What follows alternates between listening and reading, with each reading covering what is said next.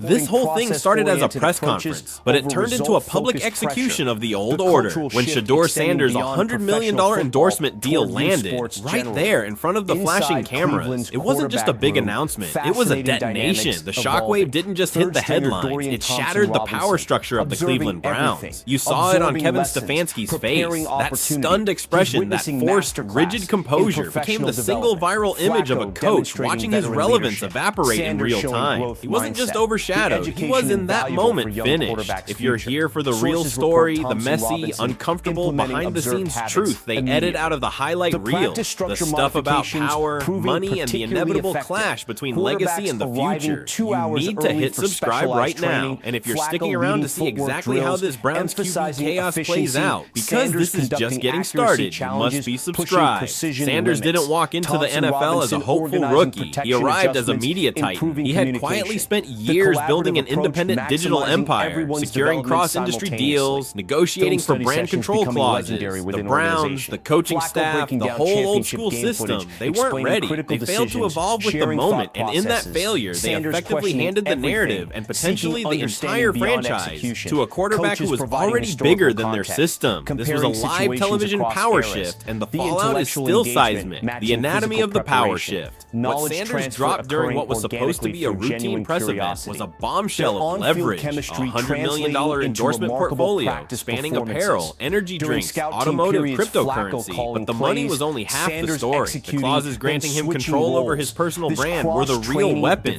The moment that detail was revealed, the atmosphere in that room changed. The narrative instantly shifted from welcome to the team to who's really in charge here. And for many, that moment marked the end of Kevin Stefanski's career in Cleveland. Stefanski's reaction went instantly viral because it was so unvarnished. The visible shock, the attempt to maintain forced composure, the sheer realization that he had been publicly outmaneuvered by a rookie who, without taking a single regular season snap, had already redefined his own agency. That reaction wasn't just personal, it was symbolic. It was a coach losing authority, organizational, media, and locker room authority, all at once. This is the ultimate cost of underestimating a quarterback who brings not just talent, but intellect, branding acumen, and business leverage to the table.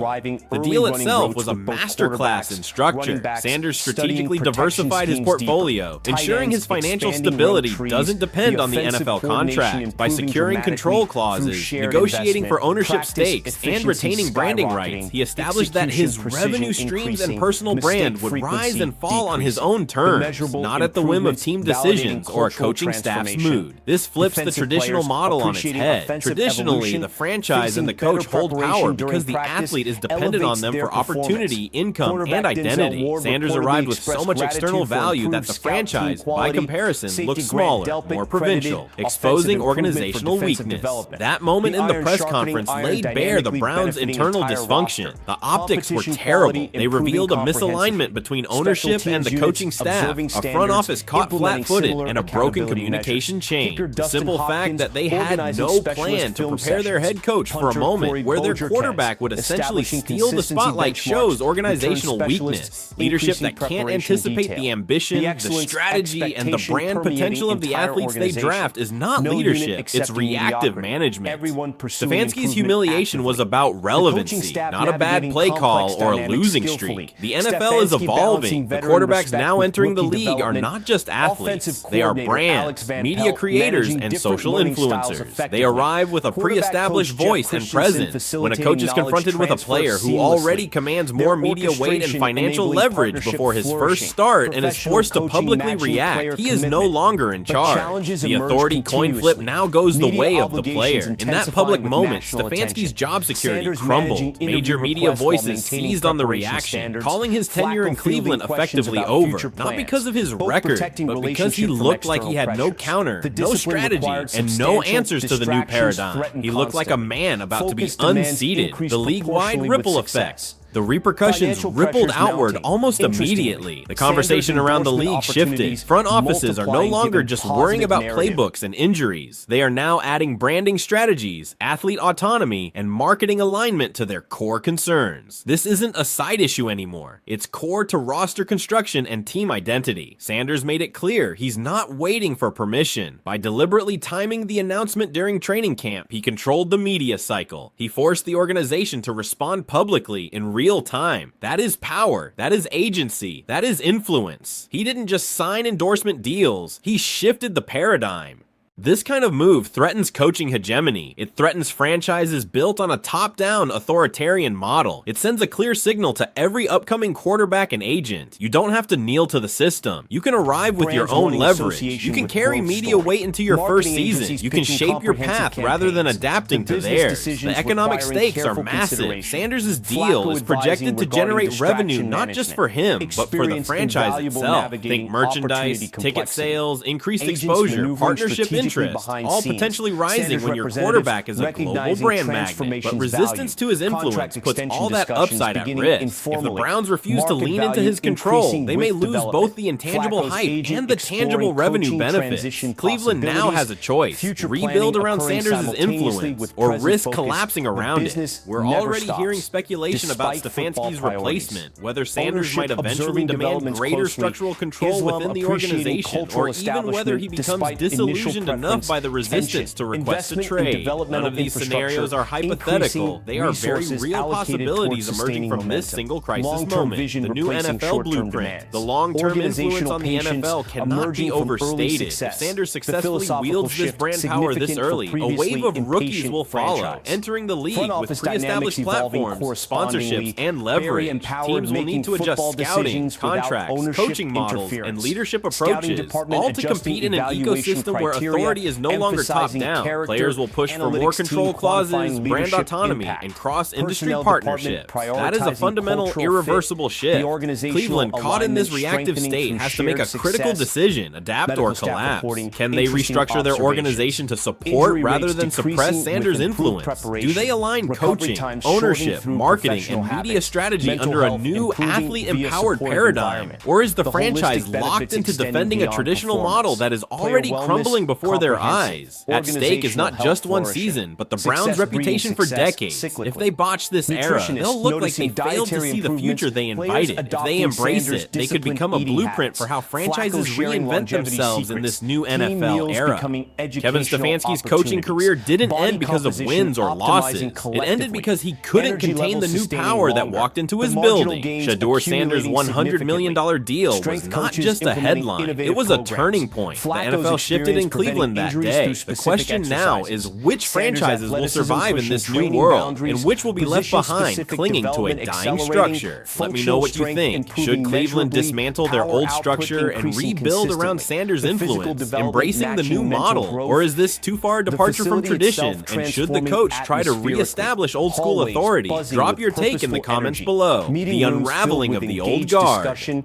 The ripple from that press conference didn't just stop at Cleveland's front door. It echoed across every NFL office, media house, locker room, and endorsement board on the planet. Once Shedeur Sanders dropped that $100 million deal and the coach visibly flashed on live television, the blueprint was rewritten. Players, agents, and franchises all saw it. The balance of power didn't just tilt, it flipped. What occurred in that moment exposed a vital truth. Authority in football is no longer just about who runs the huddle. It's about who controls the narrative, the brand, the threads of influence behind the scenes. A quarterback who walks into a franchise with an endorsement portfolio that rivals what most veterans can only dream of. That was genuinely unthinkable until Shedeur made it real. And now the Browns are scrambling. They're attempting to patch together a coherent response, trying desperately to reassert some semblance of order. But the press conference's aftermath only amplified the organizational dysfunction. We're talking about ownership factions, a coaching staff caught in the dark, and a front office frantically trying to reconceive the very role a quarterback like Shedeur should play. And amid all that chaos, Stefanski's standing eroded daily. You simply cannot hold your players' respect if your ultimate authority is publicly questioned and undermined. You can't survive a moment like that without serious structural damage. Every rumor the media spins, every leaked account of an internal meeting, every front-page narrative now revolves around one question: is Stefanski the coach of a team or the coach of a brand? Because because that crisis of identity is absolutely real. The Browns are facing an existential choice, attempt to push back against everything Shedeur represents, demanding he conform to the old model or completely rebuild around it, and the timing of the deal is a huge tell. It happened during training camp. This wasn't off-season noise. This wasn't a casual contract bump. It was deliberate, strategic timing. It was designed to force reactions and ensure maximum visibility and leverage.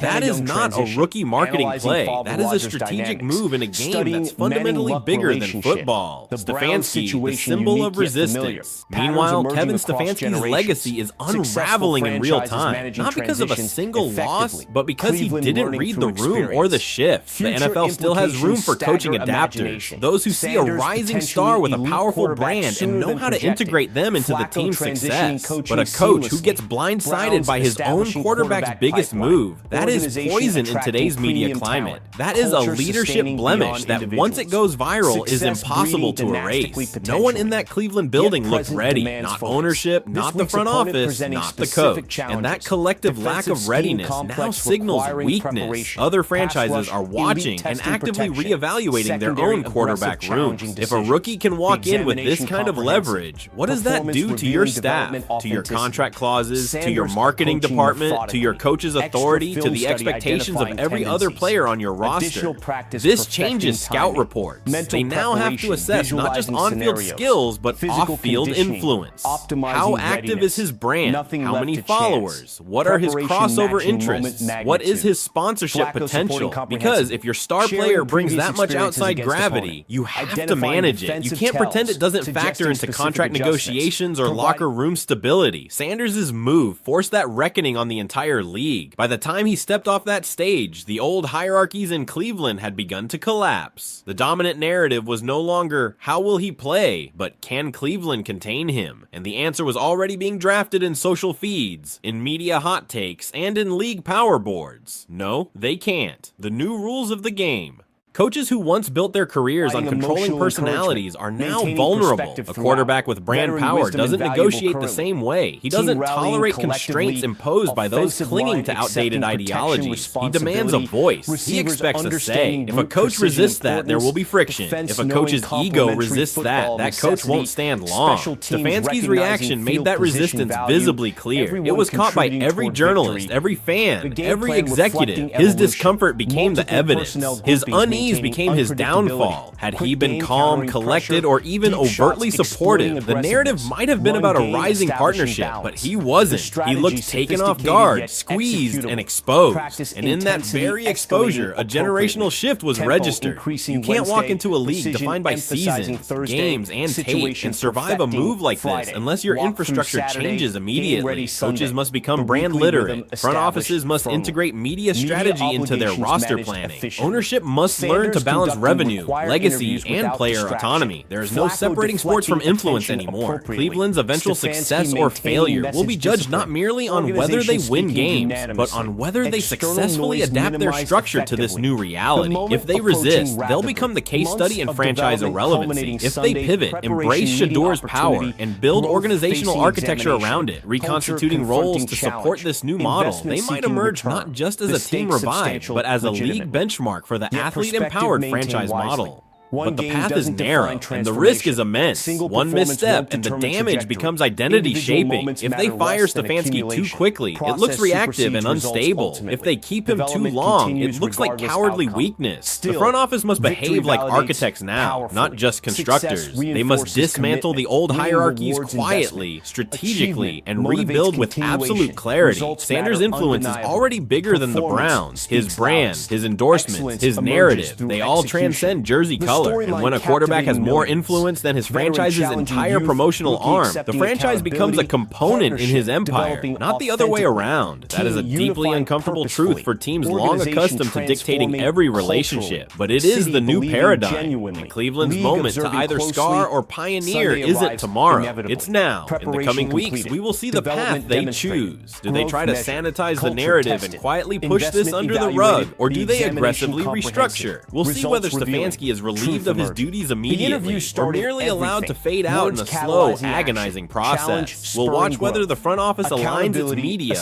creative, and marketing arms around Sanders, or continues to view him as a disruptive variable to be contained. We'll learn how the roster reacts, whether teammates shift loyalty, whether coaches adjust their authority, and whether the locker room fractures or consolidates around the new king. A referendum on control. Whichever way it goes, one thing is perfectly clear. The $100 million deal wasn't just a payday. It was a referendum on control, on branding, on evolution, and on who holds power in the modern NFL. And just like the press conference itself, the real drama is still playing out in the shadows. This is more than a franchise crisis. It's a league moment, a very public protest about what it means to be a quarterback in 2025. It's a stark reminder that the game isn't just 11 men on turf anymore. It's influence, it's story, it's brand, it's optics. When history writes the story of this season, it won't remember the stats as much as the shift. And that shift already started that day in Cleveland, the fall of the old system. The ripple effects from that $100 million Shedeur Sanders announcement didn't just stick to the digital ether of Twitter timelines and Reddit threads. They fundamentally detonated the franchise's internal logic. This wasn't a flashy contract. It wasn't typical rookie hype. This was a public, calculated, and massive shift in the distribution of power, and the Browns were caught completely flat-footed. The whole world watched a head coach get sidelined, not by a player's injury or an owner's firing, but by irrelevance. On live TV, Kevin Stefanski didn't fumble a snap, he fumbled control. And in today's NFL, fumbling control in that manner is the final play in your tenure. Let's be absolutely honest. Coaches have survived losing seasons, brutal rebuilds, and even nasty quarterback controversies. But being publicly humiliated in front of the entire national media while your rookie quarterback becomes the undisputed face of a major corporate empire, that is a new, inescapable level of defeat.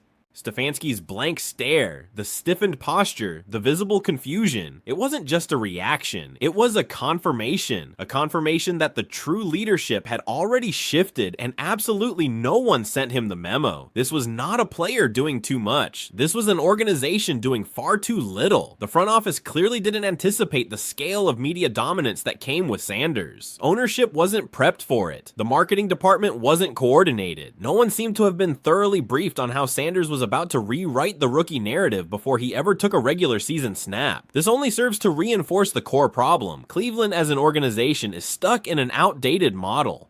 It's a model where the coach leads, the player follows, and the brand fundamentally belongs to the Shield. But Shedeur is not a part of that system. He is his own system. He didn't ask to be a brand. He built one strategically over years. He arrived not just with a name, but with a following, a market plan, and a vision of autonomy. If the Browns genuinely thought they could simply fold that into their usual rookie template, they got outplayed in a press conference before the season even had a chance to start. The quarterback as an enterprise. The potential ending of Stefanski's career is secondary to the fact that the Browns' identity is collapsing under the sheer weight of modern sports reality. Because Shedeur is not merely a quarterback, he is an enterprise. He wields media influence, endorsement revenue, social capital, and, most dangerously for the old guard, independence. Both financially and publicly, he simply does not need the Browns to validate him. That upends absolutely everything the franchise was built upon. For decades, NFL franchises operated like feudal kingdoms.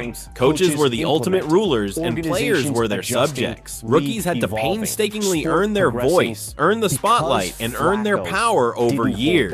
But Shedeur's deal made a powerful, undeniable statement. He doesn't need to wait. The financial independence grants him autonomy. The media presence grants him leverage. And that, precisely, is why Stefanski lost the room. The optics are damningly brutal. You have a quarterback who is being courted by global Fortune 500 brands, while your coach is still stuck in the old school mentality of control the locker room. You have young players across the roster watching this unfold, internalizing the idea that real power in the NFL doesn't start with the playbook anymore. It starts on your phone, in your unique content, and in your carefully structured contract. Stefanski looked hopelessly outdated, not because of his game plans, but because he couldn't see that the fundamental game had already strategy changed, the crisis and the choice. And here's the part that genuinely stings. The Browns could have been ahead of this curve. They could have actively leaned into Shedeur's momentum, completely restructured their strategy to center around his massive influence, and actively built a media-savvy, player-empowered franchise model. But instead, they made the fatal mistake of trying to fit a 2025 quarterback into a 2005 system. It is absolutely no wonder the seams burst so dramatically on live TV. Now they are staring directly down the barrel of a full-on identity crisis.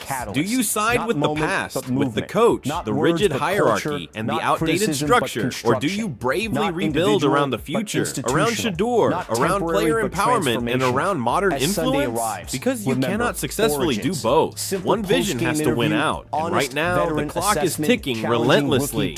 Media outlets are circling like vultures. Analysts are openly calling for Stefanski's head, not because he is a fundamentally bad coach, but because he simply doesn't fit anymore. He doesn't represent the direction the modern influential player is moving in. And as long as Shedeur is on that roster, the spotlight, the gravity, the narrative, it belongs to him. If the Browns want any realistic shot at salvaging this new era, they'll need to do something truly radical, not just fire Stefanski, but reorganize the entire chain of command and power structure. That is what this moment absolutely demands. It's no longer just about play calling. It's about culture, about modernity, about whether you are willing to accept that your quarterback will likely get more press than your entire franchise, and then intelligently use that to your advantage instead of foolishly resisting it. Because make no mistake, resisting this wave is a losing game. Shedeur is not the outlier to be contained. He is the prototype to be leveraged. And if Cleveland can't see that truth, they will be the next most painful case study in what happens when a franchise desperately clings to a dying, obsolete structure. The NFL is moving at light speed, and player autonomy is powerfully leading the charge. Between the dominance of social media, the rise of personal branding, and the strategic push for cross-industry control, today's top athletes are effectively walking, breathing startups with cleats. If your leadership doesn't know how to intelligently manage and harness that, you are simply toast, the ultimate test of adaptation. So where does that all leave the Browns right now? They have three main options: double down on tradition, fire up the team with old-school ego rhetoric, and try to force Sanders into a small box that will probably only last until the next press conference. Evolve strategically. Build a true ecosystem where his influence is harnessed and amplified, not hidden and suppressed. They could bring in leadership that genuinely understands that influence is the new currency of the league.